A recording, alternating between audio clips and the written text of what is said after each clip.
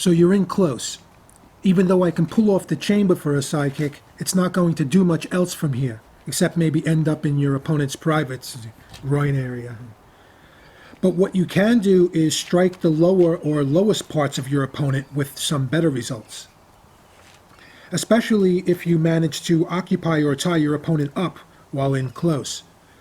But if you don't practice what will work and what makes sense, you'll end up with a useless kick, and the initiative will switch over to your opponent, who will likely come at you hard, since inside fighting often acts like a clash. Try this. Explode out of the pocket, and boom. What we're doing is creating space, but ideally not by committing our body to a big push-off. If you use all your upper body to push off, then you can't strike at that moment or even guard well, because you're committed to the push. Not only that, but if your opponent slips or rotates, then you can push yourself into no man's land and be open for all kinds of trouble. Of course, the same counter benefit is available to you, so if someone is pushing on you, you can rotate at the right moment and catch them off balance. Let's talk about some details of generating a pushing, repelling force without a conventional feet planted and upper body shoving kind of thing. The primary generation, or what harnesses or coordinates this force, are your hips and waist area. You rotate and create a torque force. Now, to keep it simple, remember how you can use this rotational torque force for your strikes? Well, instead of striking, you can use it as a pushing force where you only need slight conventional pushing, and most of the push or push-off comes from the torque.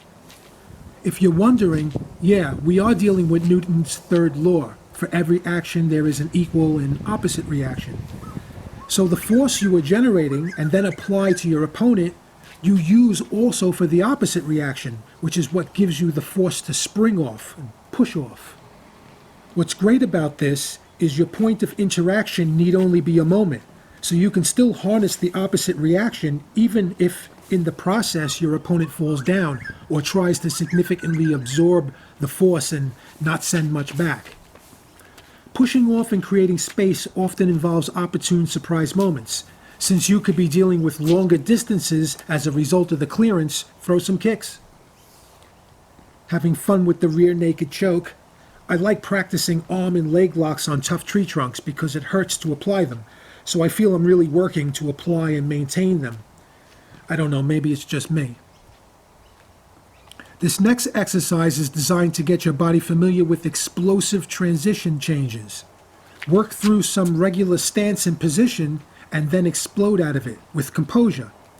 You can do it in intervals, regular to exploding and back to regular. But the important thing is to not flail and be sloppy when exploding. Don't flail out to get momentum or leverage. A classic practice of this composure is to punch and guard while running. It helps your coordination during the larger mass move of the run.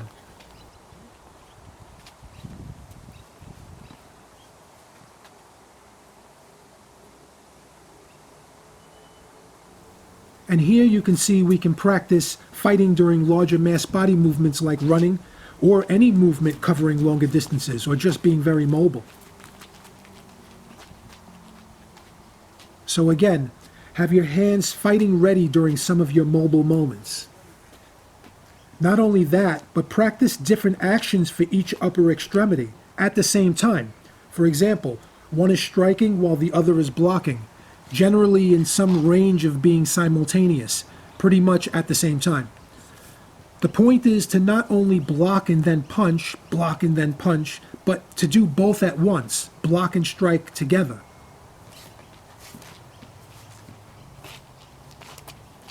Versions of the overhead forearm block are classic.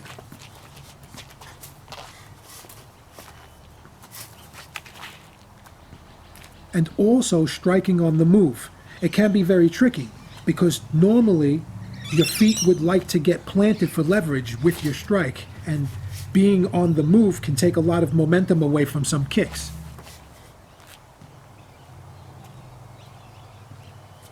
Okay, next. If you like the crouch position or feel interested to see what you can incorporate, it takes specific practice.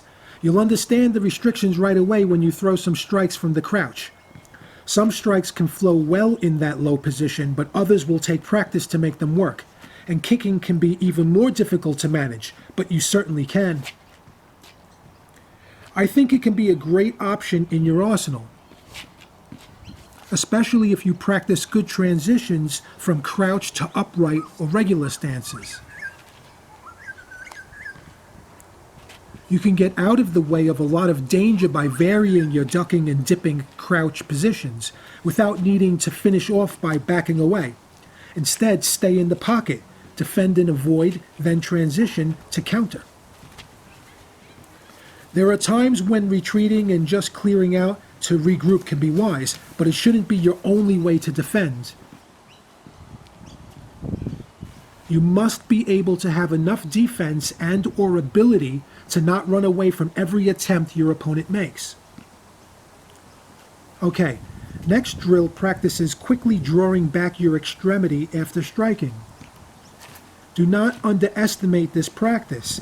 It must become second nature, automatic, especially when you may be busy doing other things at the same time.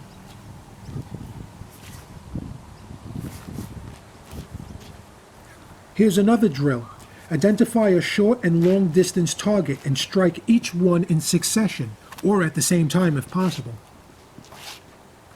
Study and analyze what kind of combos and positions work well to strike the close and flow effectively into striking the further. Of course, vary your target distance arrangements.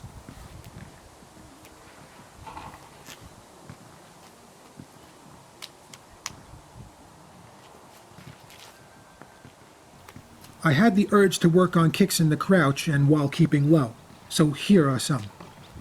The point is to stay low when initiating the kick and through the whole execution of it.